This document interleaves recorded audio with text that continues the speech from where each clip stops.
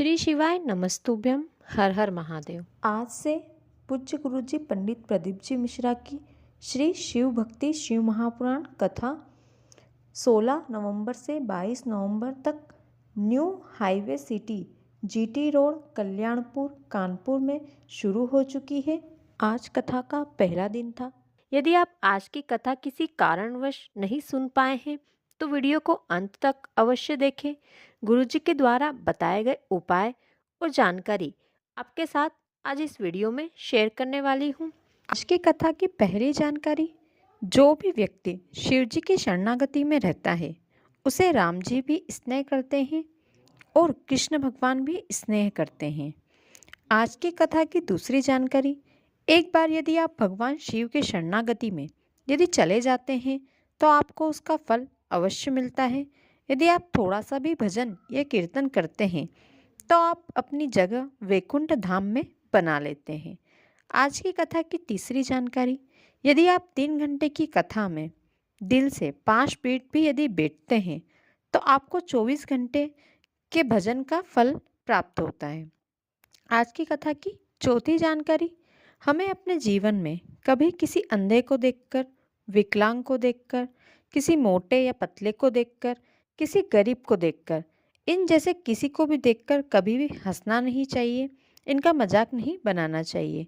यदि हम खुश होते हैं इन्हें देखकर तो भगवान ये सोचते हैं कि हम इन्हें देखकर इतना खुश हो रहे हैं तो इसे ऐसा बना दूं तो ये हमेशा खुश रहेगा, और हमें भी वैसा बना देते हैं। आज की कथा की 5वीं जानकारी, गुरुजी ने सभी से निवेदन किया है कि दुनिया में होने वाले क्राइम को प्रशासन नहीं रोक सकता, आपके संस्कार रोक सकते हैं। सभी को अपने बच्चों को अच्छे संस्कार देना चाहिए। आज की कथा की 6ठी जानकारी, गुरुजी ने कहा विष्णु जी आपको उतना देंगे जितना ब्रह्मा जी ने उन्हें कहा होगा, ब्रह्मा जी आपको उतना देंगे जितना आपके भाग में लिखा होगा, और महादेव आपको इतना देंगे कि आपने अपने जीवन में कभी सोचा नहीं होगा। आज की कथा की 8वीं जानकारी, जब हम शिवजी पर जल चढ़ाते हैं तो हमारे सभी पाप धुल जाते हैं।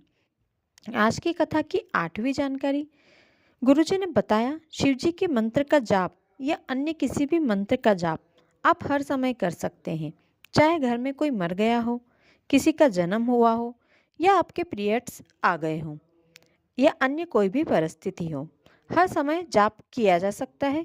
केवल इन परिस्थितियों में आप मंदिर नहीं जा सकते। आज की कथा की 9वीं जानकारी, यदि घर का कोई भी व्यक्ति शिवजी को जल चढ़ाता है तो उसके घर के बच्चों को भी उसका फल प्राप्त होता है।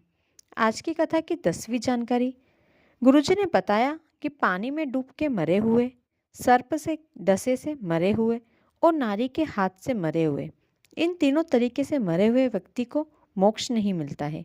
ये तीनों तरीके से मरे हुए व्यक्ति प्रेत योनि में पहुंच जाते हैं और भटकते रहते हैं।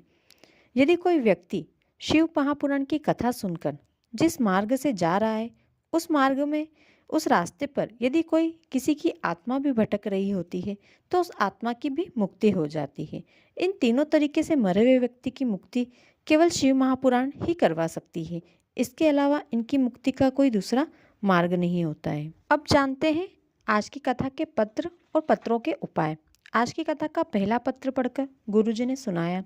उसमें लिखा था, एक बेटी ने पत्र लिखा है। उसमें लिखा था, मेरे पिताजी को कैंसर हो गया था, डॉक्टर ने कहा 4 से 6 दिन के मेहमान हैं, आप इन्हें घर ले जाएं। मैं अपने पिताजी को घर लेकर आ गई और उसके बाद में शिवजी के मंदिर जाकर खूब रोई। उसके बाद पशुपति व्रत करे, रोज शिवजी को जल चढ़ाकर और एक बेलपत्र चढ़ाकर, जल झेलकर और चढ़ी हुई बेलपत्र लेकर अपने पिताजी को देने लगी। आज मेरे पिताजी बिल्कुल सुरक्षित हैं और महादेव को रोज जल चढ़ा रहे हैं। आज की कथा का दूसरा पत्र पढ़कर गुरुजी ने सुनाया। वो पत्र एक माँ ने लिखा था। उसमें लिखा था, मेरी गर्भावस्था में कुछ कॉम्प्लिकेशंस आ गई थी। डॉक्टर ने एक बार जांच की लेकिन मेरे बच्चे की धड़कन नहीं थी। डॉक्टर ने बच्चे को ऑपरेशन से निकालने की कह दिया। तब मेरी माँ ने मुझे मेरे मायके बुला लिया। मैं मेरे मायके चली गई। माँ ने मुझे शिव महापुराण सुनने को कहा। मैं वहाँ रहकर रोज शिव पुराण कथा सुनने लगी। पशुपति व्रत किए, रोज जल चढ़ाती और जल झेलकर जल का आचमन करती। फिर मैंने 9वें महीने में जांच करवाई तो मेरा बच्चा बिल्कुल ठीक था, उसकी धड़कन आ चुकी थी। उसके बाद मुझे लड़का हुआ और बिल्कुल स्वस्थ है। उसका वजन 4 किलोग्राम था और आज वह 9 महीने का हो गया है। आज की कथा का तीसरा पत्र, जिसमें लिखा था, गुरुजी हमारे ऊपर बहुत कर्जा हो चुका था। 10 से 15 लाख का कर्जा हमारे ऊपर था। हमारे मन में मरने की सोच लिया था। एक दिन मोबाइल चलाते हुए आपकी कथा आ गई। उसमें आपने बटकेश्वर महादेव का उपाय बताया जो कर्जा चुकाने के लिए था। हमने ये उपाय 3 सोमवार किया। हमें लोन भी नहीं मिला था। उसके बाद मेरे बेटे ने मेहनत करके हमारा सारा कर्जा चुका दिया और आज मेरा बेटा दूसरों को लोन देता है। इस बटकेश्वर महादेव का उपाय सुन लीजिए। बड़ के पेड़ के नीचे आपको दही का शिवलिंग बनाना है।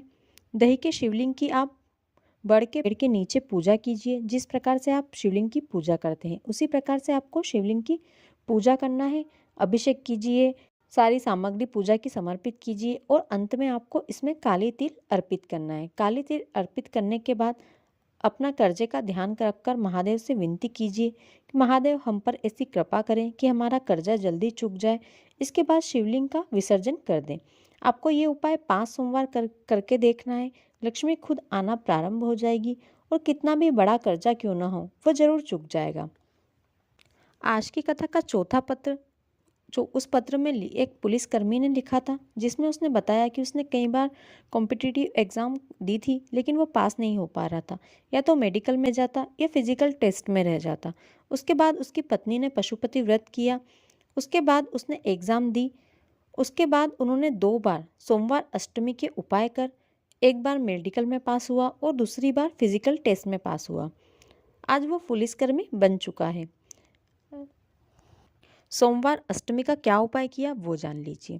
अगर किसी व्यक्ति की नौकरी नहीं लग रही, व्यापार नहीं चल रहा, संपदा की कमी हो रही है या घर में पैसे नहीं आ रहे, तो सोमवार की अष्टमी के दिन 7 बेलपत्र लें। केसर को घिसकर केसन का चंदन तैयार कर ले।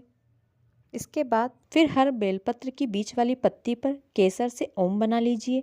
नीचे की दोनों पत्तियों में से एक पत्ती पे माता आदिशक्ति जगदम्बा के नाम की केसर की एक बिंदी लगाना है और दूसरी पत्ती पे गणेश जी की रिद्धि सिद्धि के नाम की एक बिंदी लगा देना है। सातों पत्ती पे ऐसे लगा लें। उसके बाद उसे शंकर जी के शिवलिंग पर समर्पित कर दें। फिर उन सातों बेलपत्तियों को एक लाल कपड़े में बांध के अपने पास रख लें। अपनी तिजोरी में या व्यापार वाली जगह रख लें। 1-2 महीने रख के देखें, भोलेनाथ आपकी मनोकामना अवश्य पूरी करेंगे। तो दोस्तों, ये थी आज की कथा की कुछ विशेष जानकारियाँ, कुछ उपाय और पत्र की जानकारियाँ। आशा करती हूँ आपको वीडियो अच्छा लगा होगा। यदि आपको वीडियो अच्छा लगा हो तो वीडियो को लाइक करें, शेयर करें, साथ ही कमेंट में हर हर महादेव अवश्य लिखें। बाबा महाकाल आप सब पे कृपा बनाए रखें और आप सभी की मनोकामना पूरी करें। धन्यवाद।